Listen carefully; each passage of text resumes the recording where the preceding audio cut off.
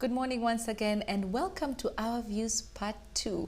I am with the ladies here in studio, Sarah and Shivan, and we are going to have another very interesting conversation. What we are going to talk about is in-laws. Is it healthy for your in-laws to live with you? Is it healthy for your relationship, for your in-laws to stay with you?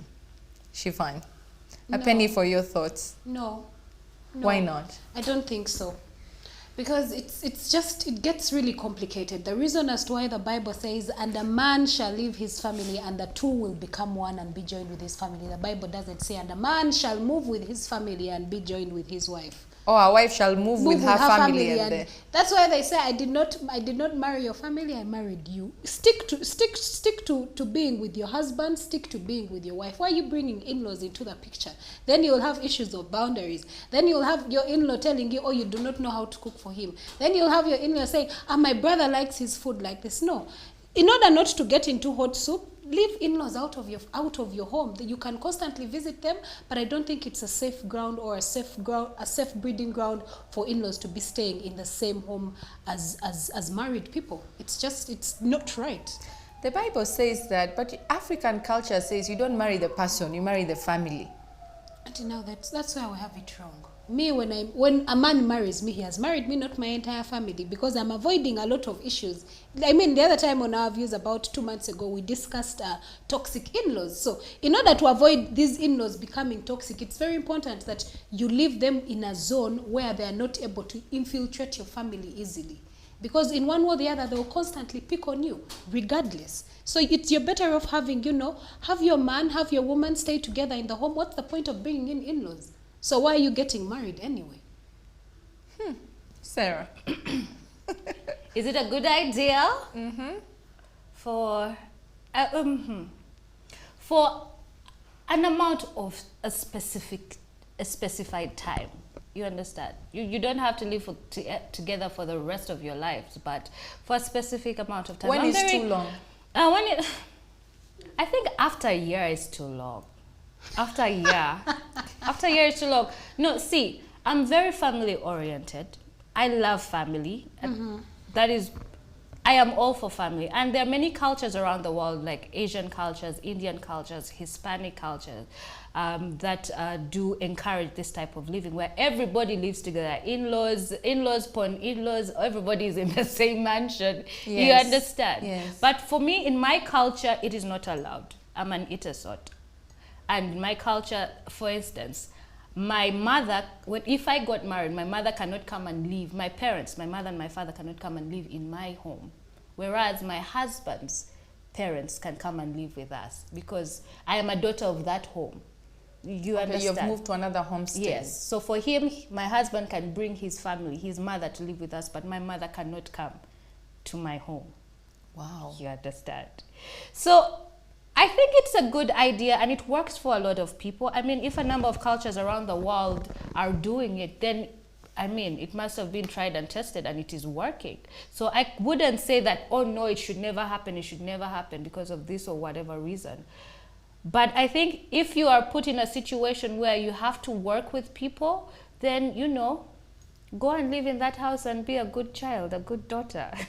But why is it that, and many women say this, that if in-laws are going to come into a home, it's mostly the husband who decides. Like it's easier to find an in-law of the husband in your home, yes, than to find of the wife in the home.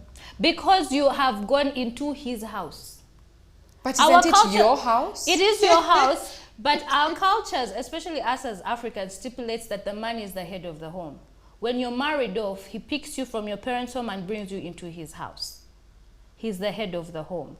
That is why it's a lot more acceptable. That is when you have moved. It could be different if the man has gotten married to and he's moving into my house, the one I built. Now see, that is where it changes. If it is your house he's moving into, he still remains the head of the family. He still remains the. Yeah. But you can still put a stand and say, no, I don't want your mother-in-law to come in here because I don't like her. I mean, it's your house, right? You But can make should the it rules. be like that? Because like you said, a man leaves his family to become one with the woman, right? He does not leave his family. The woman does not leave her family to become his. But They you- become one. I understand they become one, but you see what the Bible says and what religion says and what our traditional laws say has not changed.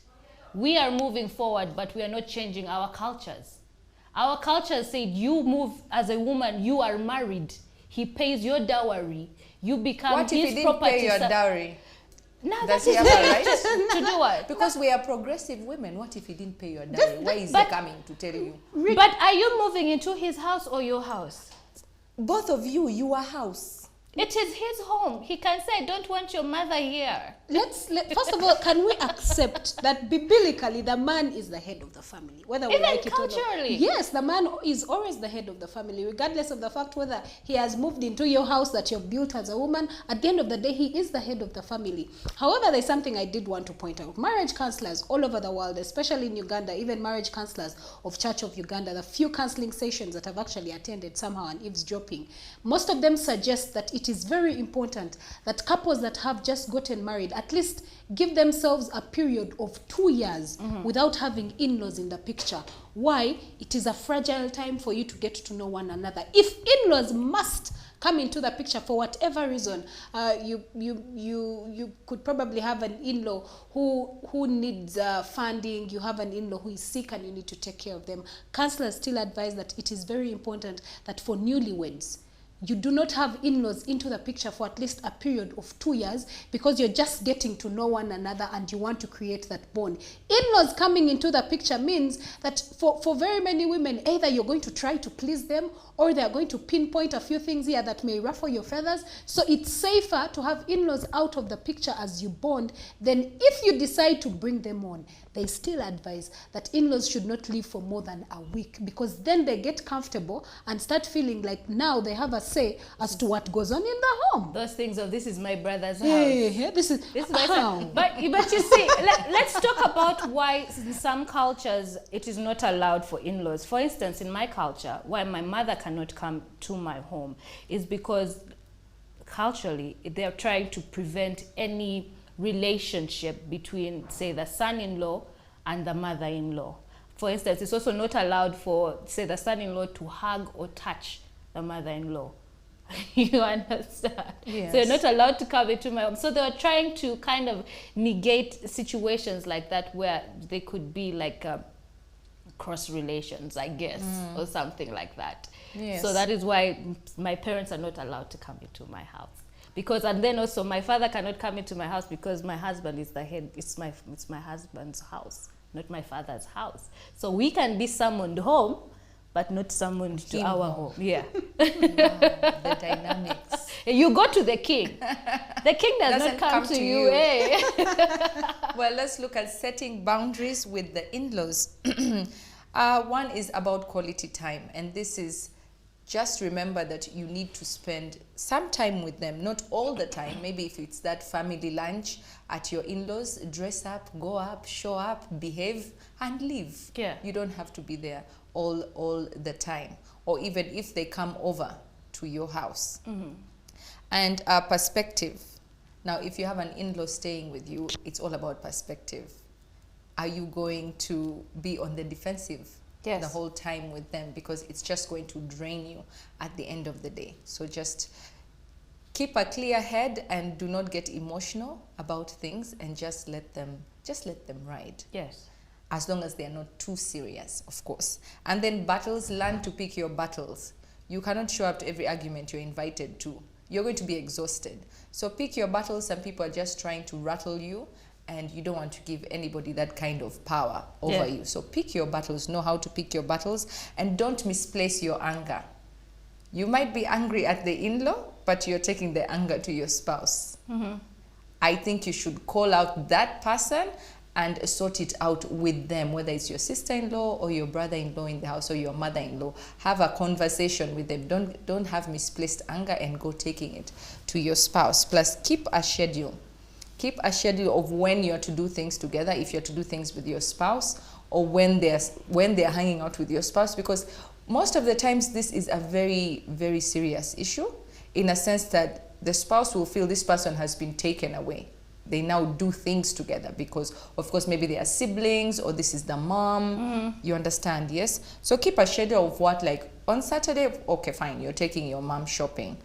I'll go next Saturday, and just try. It will keep a lot of peace and get to know them also. Sometimes we just make up our minds about people, and then we think we have all these ideas about them. So getting to know someone also can really help on how you can communicate with them, to know what ticks them off and all that. And keep children away from drama. This is very, very important.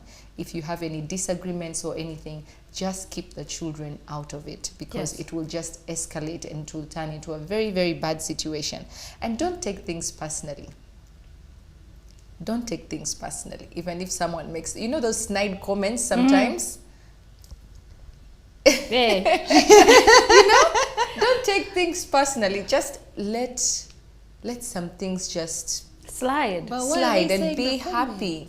But this is the thing, not all in-laws are bad, because all of us are in-laws. Absolutely I'm not. an in-law. I wouldn't like to think that my in-laws, you know, my brothers-in-law or sisters-in-law think I am just an awful person. In-laws are good, and there could be many reasons as to why your in-laws would come and stay with you. For instance, your mother-in-law could be sick, or your father-in-law could be sick, or your sisters-in-law could be homeless, you know, or they need some, or they are on vacation or holiday.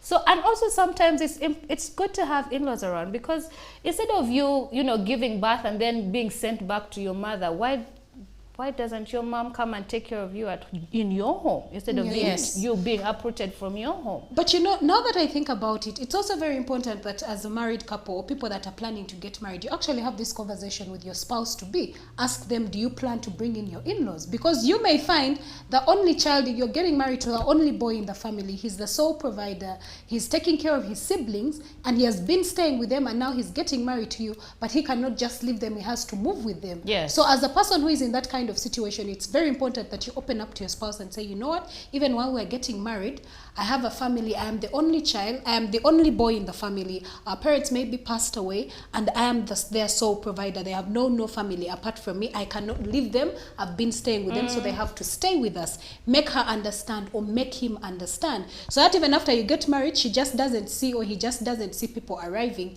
He's aware that, you know what, oh, actually, my husband has been taking care of these children, he has been taking care of his siblings, so it is okay. So from the word go, have these conversations with your partner and let them know if there are some in-laws that may be moving in with you. True. And also build rapport before you marry anybody. Get to know their family. Don't just be like, okay, we'll work it out after we get married. No, it's just as you're building a relationship with your partner before you get married, it's also important to build a relationship with your future in-laws. Yes. So that people already are acquainted with each other, already understand each other, and you also know how to draw boundaries and say, okay, for instance, this sister of yours is, you know, she's volatile, I do not want her in my presence.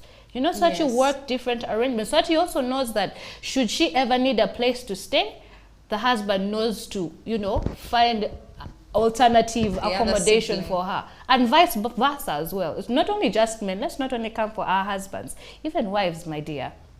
When your husband is not comfortable with that one sister of yours, please pay attention. Yes. And I think we should change this whole mindset about in-laws, especially mother-in-laws. Yes. Many women, I kid you not, many women say, I want to get married to a man who lost their mom. It is so sad. They actually say this. Yes. Like, Where does that come from? It's the other mothers that have left a bad precedent for them. No, even the TV dramas that we watch. Oh yes, When have you ever mother-in-law. found a good There mother? was When that have one, you ever seen a mother-in-law. good mother-in-law? Right? And they should stop that, because I'm going to be a mother-in-law one day, and I'm a And you don't want your darling. people to You need, yes, People should not be biased. kind. We need to be kind and just stop this whole thing about in-laws being toxic, and they don't want mother-in-laws and sisters-in-law. Yes. It's not always like that. It's not always like that, and we should change that. Well, let's look at what people had to say about having your in-laws stay with you. And first, DJ says, it depends on how I relate with them, but to be on the safe side, don't live with them. Not when you have a choice. They will love you when you are away, not when you are in their faces. This actually, you know, familiarity breeds contempt. True.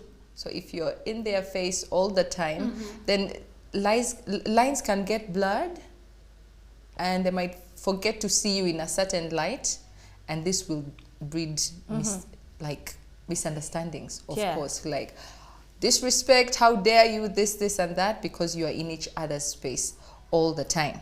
And also Essential Worker goes to say, to some extent, some in-laws are good, some are toxic. So it's a matter of understanding their behaviors and dealing with them, and maybe setting standards, rules and regulations so that they have limits. And this is what we're talking about, how Yes. we are going to set boundaries with our in-laws. And moving on to Chrismal Harris, said, no, it's not. Like the Bible says, that is why a man leaves his father and mother and is united to his wife, and they become one flesh. Genesis 2:24. God foresaw the inevitable challenges that may come if you stay with in-laws. Told you. I was thinking So, about this. And finally, Mark Winning Tip says it's a really health issue, because those guys sometimes tend to remind you about how replaceable you are, and that gives you those pressures, and as a result you live to impress. And these instances have happened. Yes. You've had the stories that maybe the wife cannot conceive, and the sisters-in-law are telling the brother to get another wife so that the lineage can continue. You know, so you don't want these people in your personal space. And all those ladies who are sisters-in-law who are being very toxic to their brothers' wives, just know one day you're also going to have sisters-in-law. That is true. And that's when, just You know, will- do that will get knowing it. that one day you're also going to have sisters-in-law who are really, really going to Come drive from- you up that give you a hill. fair share of what you're giving your sister-in-law, your brothers-in-law, your brother's wife as well. Fair share, shaken together, doubled over, top. Well, that was all we had for you on Our Views Too, and today we were discussing, is it healthy to live with your in-laws? Please head on down to our social media pages at CTV Uganda, and don't forget to use the hashtag CTV Sunrise. We would love to hear your views on this. Don't go anywhere. We'll be right back.